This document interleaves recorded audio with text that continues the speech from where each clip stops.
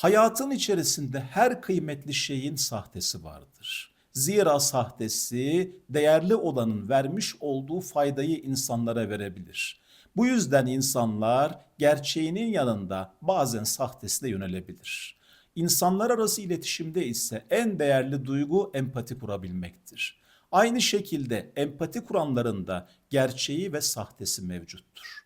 Peki sahte empatlar yani bir açıdan duygusal kalpazanlar neden hayatın içerisinde empati kuramadıkları halde empati kurabilen bir insan gibi davranırlar? Çünkü empati kurabilmek oldukça prestijli bir iştir. Empati kuran insanlara diğer insanlar ciddi saygı duyarlar. Bu insanlar da bu saygıyı hedefler. Empati kurabilen bir insanmış gibi davranır ama asla empati kurmazlar.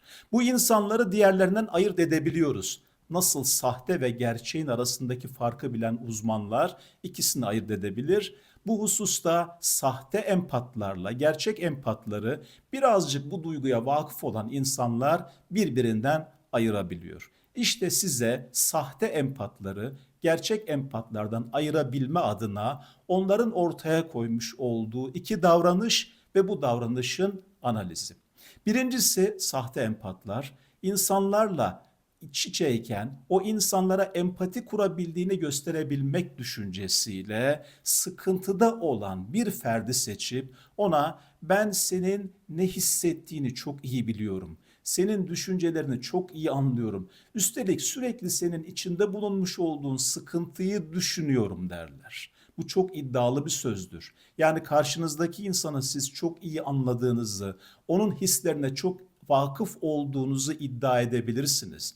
Ama siz eğer onun yaşadığı şeyleri yaşamamışsanız bu söylemiş olduğunuz söz doğru olmayacaktır. Yani siz karşınızdaki insanın geçtiği yoldan geçmemişseniz onu çok iyi anlayamazsınız.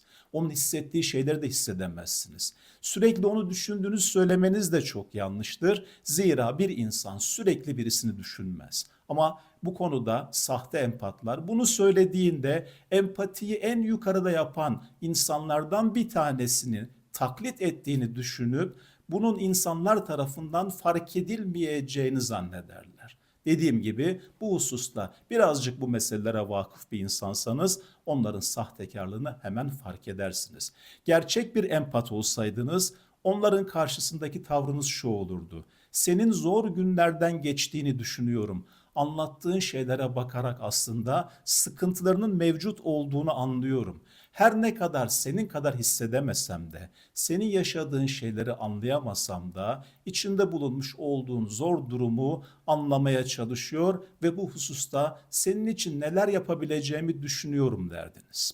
Başka bir söz şudur. Bu insanlar tükenmiş, bitmiş, sağlığını, işini kaybetmiş, itibarını kaybetmiş bir insanı görür. O insanın dibe vurmuş olduğunu fark eder ve bu insana şöyle der. Der ki herhangi bir sıkıntın olduğunda lütfen çekinmeden söyle.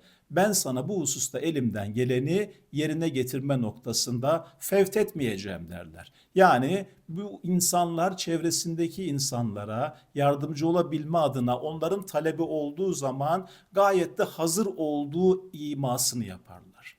Bu da çok yanlıştır. Siz tükenmiş bir insanla karşılaştığınızda, bitmiş bir insanla karşılaştığınızda ona ne lazımsa söyle diyemezsiniz. Yapacağınız şey bellidir zaten. Karşınızdaki insan bu sıkıntılarla baş başayken sizden gelebilecek en küçük yardıma dahi muhtaçken ne gerekiyorsa söyle sözü orada fuzulidir. Yani bu insana şunu demek gerekir. Gerçek bir empat olsa böyle derdi. Derdi ki senin için bugün yapabileceğim ne var lütfen bana söyle. Ha bu hususta istersen sana bir gün süre vereyim. Düşün taşın bana yarın söyle. Ama ben bu konuda senin için bir şeyler yapmak, içinde bulunmuş olduğun sıkıntıdan seni çekebilmek için elimden geleni bu hususta sana sunmak istiyorum derdiniz. Gerçek empat böyle derdi.